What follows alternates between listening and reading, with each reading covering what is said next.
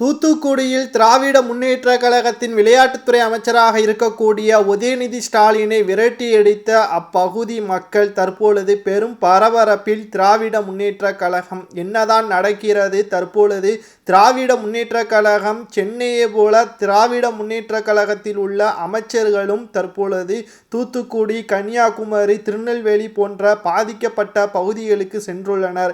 ஆனால் தூத்துக்குடியில் உள்ள மக்கள் அனைவரும் திமுகவின் மீது கடும் கோபத்துடன் அங்கிருந்து அமைச்சர்களையும் திமுகவின் நிர்வாகிகளையும் விரட்டிதான் அடித்து வருகிறார்கள். காரணம், இவர்கள் 3 ஆண்டுகள் செய்த தற்பொழுது ஊழல்களின் காரணமாகத்தான் இந்த நிலைமை ஏற்பட்டிருக்கிறது என்றும், தூத்துக்குடியில் சமீபத்தில் புதிதாக கட்டப்பட்ட பாலம் தற்பொழுது மழை வெள்ளத்தின் காரணமாக இடிந்து காணப்பட்டிருக்கிறது. மேலும் திராவிட முன்னேற்ற கழகம் ஆட்சியின் பொழுது கடந்த ஆண்டு வானிலையை துல்லியமாக ஆய்வு செய்வதற்காக 10 கோடி ஒதுக்கீடு செய்யப்பட்டது.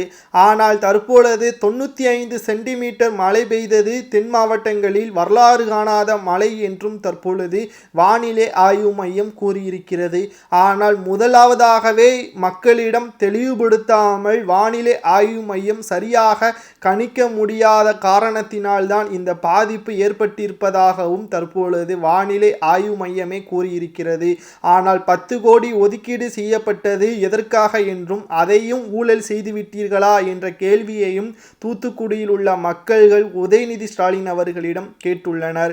எதற்கும் பதிலளிக்க முடியாமல் அங்கு இருந்து கிளம்புவதற்கான ஏற்பாடுகளை செய்த உதயநிதி ஸ்டாலின் அவர்கள் பாதிப்பு அடைந்த இடங்களுக்கு செல்லாமலேயே தற்பொழுது மீண்டும் திருநெல்வேலி பக்கம் சென்றிருப்பதாக தகவல்களும் வெளியாகி இருக்கிறது.